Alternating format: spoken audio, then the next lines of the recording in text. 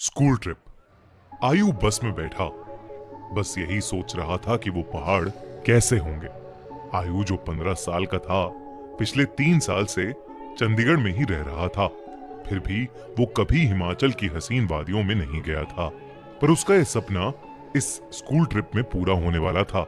ढेर सारे lunch boxes से खाना खाते हुए और अंताक्षरी खेलते हुए पूरा दिन बीत गया था। वो शिमला पहुंचने ही वाले थे कि पता नहीं कैसे उनकी बस जो कुछ मिनट पहले एकदम ठीक चल रही थी, उसमें से धुआं निकलने लगा। रात बहुत हो चुकी थी और बच्चे साथ में थे, तो सब टीचर्स ने मिलकर फैसला लिया कि वो पास में ही एक होटल के अंदर रुक जाएंगे और सुबह मैकेनिक को बुलाकर बस ठीक करवाकर शिमला के लिए वहां से निकल जाएंगे। वो लोग पास के एक होटल तक पहुंचे। वो होटल दोनों तरफ से बड़े बड़े पेड़ और पहाड़ों से घिरा हुआ था। सब टीचर्स ने बच्चों को होटल में अलग अलग कमरों में बांट दिया और डिनर के बाद सब सोने चले गए।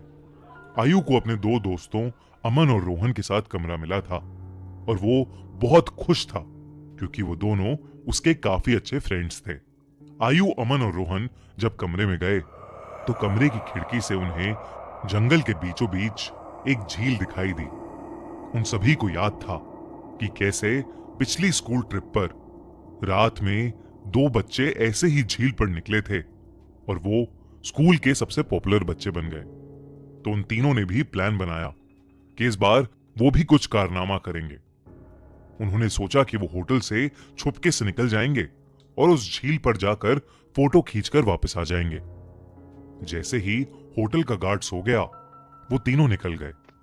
झील दिखने में तो होटल से ज्यादा दूर नहीं लग रही थी, पर वो तीनों करीब आधा एक घंटा झील की तरफ चले जा रहे थे और जंगल का रास्ता था कि खत्म ही नहीं हो रहा था। ठंड बहुत ज्यादा बढ़ चुकी थी और उस सुनसान जंगल में उन तीनों की ठंड के मारे हालत खराब हो रही थी। उन्होंने अपना फोन चेक किया तो उसमें सिग्नल नहीं था। तब उन्हें लगा कि उन्हें झील का प्लान कैंसिल करके वापस होटल चले जाना चाहिए। अपने फोन की फ्लैशलाइट के सहारे वो वापस होटल का रास्ता ढूंढने लगे। रास्ता ढूंढते ढूंढते अमन और आयु, जो रोहन के थोड़ा आगे चल रहे थे, जब पीछे मुड़े तो उन्होंने देखा कि रोहन वहां था ही नहीं। तभी उन्हें अपने पास में से किसी के भागने की आवाज आई। वो बहुत घबरा गए, पर क्योंकि वो रोहन को अकेला नहीं छोड़ सकते थे तो उन्होंने उस कदमों की आवाज का पीछा किया। वीरान और घने जंगल के बीच वो उन कदमों की आवाजों का पीछा करते गए, जो कुछ मिनटों बाद बंद हो गई। रोहन उनको अभी तक नहीं दिखा था और अमन और आयु अब बहुत ज्यादा डरने लगे थे। लेकिन तभी उन्हें ऐसी आवाज आई कि मानो कोई जमीन खोद रहा था। वो धीरे धीरे उस आवाज के पास गए और झाड़ियों के पीछे से उन्होंने देखा कि और कोई नहीं बल्कि रोहन ही जंगल में एक गड्ढा खोद रहा था। उन्होंने डर के मारे रोहन को पुकारा। रोहन उनकी तरफ मुड़ा और उन्हें गुस्से से भरी आंखों से देखने लगा। उसकी आंखें एकदम काली पड़ चुकी थीं, जैसे किसी ने उसके अंदर से आंखें ही निकाल ली हों। अमन रोहन के पास गया और उसने रोहन के कंधे पर हाथ रख के उससे पूछा कि उसे क्या हुआ है। लेकिन रोहन के कंधे पर हाथ रखते ही रोहन अमन के ऊपर चिल्ला उठा और रोहन ने उसे एक बहुत तेज धक्का दिया। अमन काफी दूर जाकर गिरा। रोहन के अंदर कोई अजीब सी शक्ति आ चुकी थी। आयु भागा भागा अमन के पास गया। रोहन अब आयु की तरफ आगे बढ़ने लगा, पर जैसे ही वो आयु के पास आया, रोहन को अजीब से दौरे पड़ने लगे और वो बेहोश हो गया। आयु उसको होश में लाने की कोशिश करने लगा और जैसे ही रोहन होश में आया, उसने अमन की तरफ देखा और जोर जोर से चिल्लाते हुए कहने लगा, वो अमन के अंदर है। तभी आयु ने देखा तो अमन सर झुकाए नीचे बैठा था। उसने अचानक से अपना सर उठाया और उसकी आंखें भी बिल्कुल काली पड़ी थीं। इससे पहले आयु और रोहन कुछ कर पाते, अमन, जो कुछ देर पहले तक चोटिल था, वो उठकर जंगल के अंदर भागने लगा। रोहन और आयु ने उसका पीछा किया और फोन की फ्लैशलाइट में देखा कि अमन एक खंडर की तरफ भाग रहा था। करीब जाकर उन्हें दिखा कि वो खंडर दरअसल में एक बहुत पुराना घर था, जिसे देखकर ऐसा लग रहा था कि वहां सालों से किसी इंसान ने कदम भी नहीं रखा था। दोनों बहुत ही डरे हुए थे और उनकी आगे जाने की हिम्मत नहीं हो रही थी।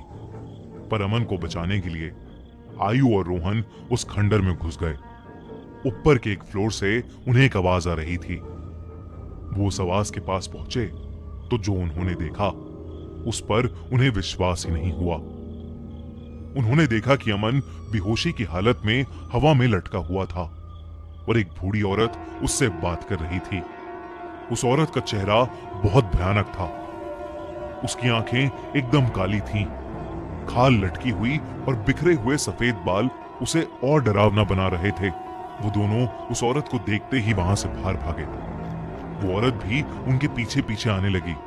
आयु और रोहन जल्दी से सीढ़ियों से नीचे उतरे और उस खंडर के घर के दरवाजे तक पहुंचे। उन्होंने जब मुड़कर एक बार पीछे देखा तो वो बूढ़ी औरत किसी कीड़े की तरह रेंगती हुई सीढ़ियों से उतर रही थी और उनके पास ही आ रही थी। वो किसी तरह वहां से निकलकर जंगल की ओर भागे और भागते चले गए।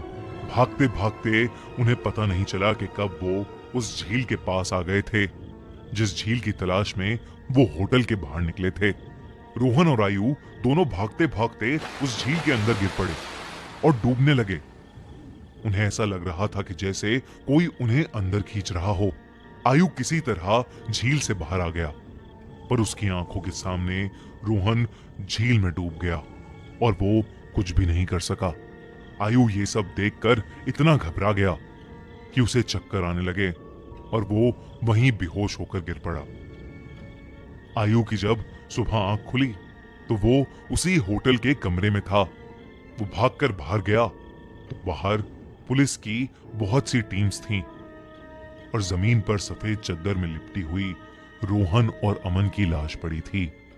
पुलिस ने तो इसे मर्डर घोषित कर दिया था, पर आसपास के रहने वालों ने बताया कि कई साल पहले उस जंगल में एक बूढ़ी औरत रहती थी। वहां उसका एक घर था। सभी से अलग वो औरत चैन से रहती थी। पर एक रोज उसके घर को कब्जाने के लिए पास के गांव के कुछ लोगों ने उसके साथ बदसलूकी की और उसे मारकर उस झील में फेंक दिया। तब से कोई भी इंसान रात में जंगल की ओर या उस झील के पास नहीं जाता। कहते हैं कि उस बूढ़ी औरत की आत्मा अभी भी वहां अपने बदले के लिए भटकती है। काश ये बात इन तीनों दोस्तों को पता होती तो शायद आज आयु के साथ साथ रोहन और अमन भी जिंदा होते।